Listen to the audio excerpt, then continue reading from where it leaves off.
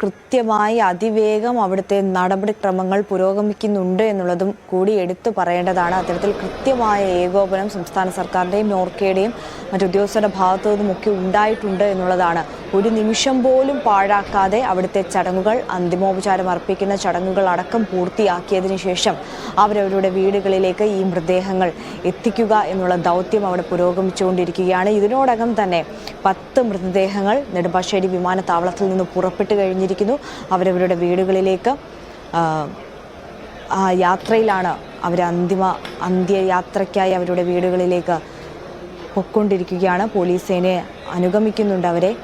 അത്തരത്തിൽ എല്ലാ നടപടിക്രമങ്ങളും ചിട്ടയോടെ, കൃത്യതയോടെ, അതിവേഗം പൂർത്തീകരിക്കാൻ സർക്കാരിന് സാധിച്ചിട്ടുണ്ട്. അത്തരത്തിലുള്ള പ്ലാനിംഗ് നടത്താൻ സാധിച്ചിട്ടുണ്ട്. ഈ ഒരു നിമിഷം നമ്മുടെ നാടിനു വേണ്ടിയും കുടുംബത്തിനു വേണ്ടിയും ഒക്കെ നിന്നവരുടെ, അതിനുവേണ്ടി പ്രവാസത്തേക്ക് പോയ ഈ മനുഷ്യർക്ക് വേണ്ടി നമുക്ക് അതേ ചെയ്തു കൊടുക്കാൻ കഴിയുകയുള്ളൂ. അവരുടെ വീട്ടുകാരെ കൂടുതൽ നടപടിക്രമങ്ങളിലേക്കും നൂലാമാലകളിലേക്കും ഒന്നും വലിച്ചിഴയ്ക്കാതെ, അവരെ ബുദ്ധിമുട്ടിക്കാതെ, അവർക്ക് വേണ്ട കാര്യങ്ങൾ, അവരുടെ ഉറ്റവരുടെ മൃതദേഹം അവരുടെ അടുക്കളയിലേക്ക് എത്തിക്കാൻ കഴിയുക എന്നത് മാത്രമേ ഈ നിമിഷം ചെയ്യാൻ കഴിയുകയുള്ളൂ അധികാരികൾക്ക്.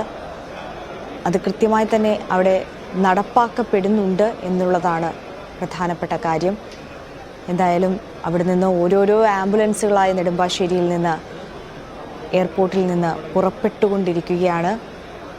നേരത്തെ സൂചിപ്പിച്ചതുപോലെ തന്നെ കണ്ണൂരിലേക്കും കാസർഗോഡേക്കും പത്തനംതിട്ടയിലേക്കും കൊല്ലത്തേക്കും തിരുവനന്തപുരത്തേക്കും കോട്ടയത്തേക്കും തൃശ്ശൂരേക്കുമൊക്കെയാണ് ഈ മൃതദേഹങ്ങളുമായി ആംബുലൻസുകൾ പുറപ്പെട്ടിട്ടുള്ളത്. ഇനി മണിക്കൂറുകൾ എടുക്കും അവരുടെ വീടുകളിലേക്ക് എത്തിച്ചേരാൻ. അതിനുശേഷം ഉള്ള കാഴ്ചകൾ അത് പ്രേക്ഷകരിലേക്ക് എത്തിക്കേണ്ടതുണ്ട്. പക്ഷേ നമുക്കാർക്കും അത് കണ്ടു നിൽക്കാൻ കഴിയാത്ത കാഴ്ചയായിരിക്കും എന്നുള്ളതാണ്. സ്വാഭാവികമായും അവരോട് ഏറ്റവും അടുത്ത് നിൽക്കുന്ന കുടുംബാംഗങ്ങൾ, അവരുടെ പ്രിയപ്പെട്ടവരുടെ ചേതനയേറ്റ ശരീരം ഇനി കാണാൻ പോകുന്നതേ ഉള്ളൂ. എങ്ങനെയാകും ആ കുടുംബങ്ങൾക്ക് ഇതൊക്കെ ഉൾക്കൊള്ളാൻ കഴിയുക എന്നുള്ളത് നമുക്ക് ചിന്തിക്കാൻ പോലും കഴിയില്ല. അവർക്ക് അംഗീകരിക്കാൻ കഴിയത്തില്ല. നമ്മുടെയൊക്കെ ഹൃദയം നുറുങ്ങുന്ന കാഴ്ചകളായിരിക്കും ഇനിയുള്ള മണിക്കൂറുകളും നമ്മൾ കാണേണ്ടി വരിക എന്നുള്ളതാണ്. എന്തായാലും ആ ദൃശ്യങ്ങളും ആ കാഴ്ചകളും ആ വിവരങ്ങളും ഒക്കെ പ്രേക്ഷകരിലേക്ക് എത്തിക്കാൻ ഞങ്ങളുടെ പ്രതിനിധികൾ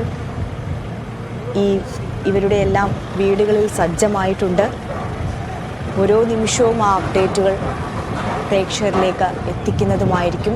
ഇപ്പോൾ നെടുമ്പാശ്ശേരി വിമാനത്താവളത്തിൽ നിന്ന് മൃതദേഹങ്ങൾ വഹിച്ചുകൊണ്ടുള്ള ആംബുലൻസുകൾ ഓരോന്നായി പോലീസ് അകമ്പടിയിൽ പുറത്തേക്ക് പോകുന്നതിൻ്റെ ദൃശ്യങ്ങളാണ് പ്രേക്ഷകർ കാണുന്നത്. ഇനി അവരവരുടെ വീടുകളിലേക്ക് എത്രയും വേഗം എത്തുക എന്നുള്ളതാണ് ലക്ഷ്യം. ഇവിടെ ഇപ്പോൾ നമ്മൾ കണ്ടതുപോലെ തന്നെ ഒരു നിമിഷം പോലും പാഴാക്കാതെയാണ് ഈ നടപടിക്രമങ്ങൾ പൂർത്തീകരിച്ച് ഈ മൃതദേഹങ്ങൾ വീടുകളിലേക്ക് എത്തിക്കാനുള്ള ക്രമീകരണങ്ങളെല്ലാം സജ്ജീകരിച്ചിരുന്നത്. അത്തരത്തിൽ തന്നെ എത്രയും വേഗം റോഡ് മാർഗം ഈ വീടുകളിലേക്ക് ആംബുലൻസിൽ ഈ മൃതദേഹം എത്തിക്കുക എന്നുള്ള ദൗത്യത്തിലേക്ക് കൂടി കടന്നിരിക്കുകയാണ്. ഇനി തിരുവനന്തപുരത്തേക്കും പത്തനംതിട്ടയിലേക്കും കൊല്ലത്തേക്കും ഒക്കെ എത്തുമ്പോൾ ഒരുപാട് സമയമെടുക്കും. കാസർഗോഡേക്കും ഒക്കെ എത്തുമ്പോൾ രാത്രിയോളമാകും ഈ മൃതദേഹങ്ങൾ അവരവരുടെ വീടുകളിലേക്ക് എത്തിച്ചേരാൻ.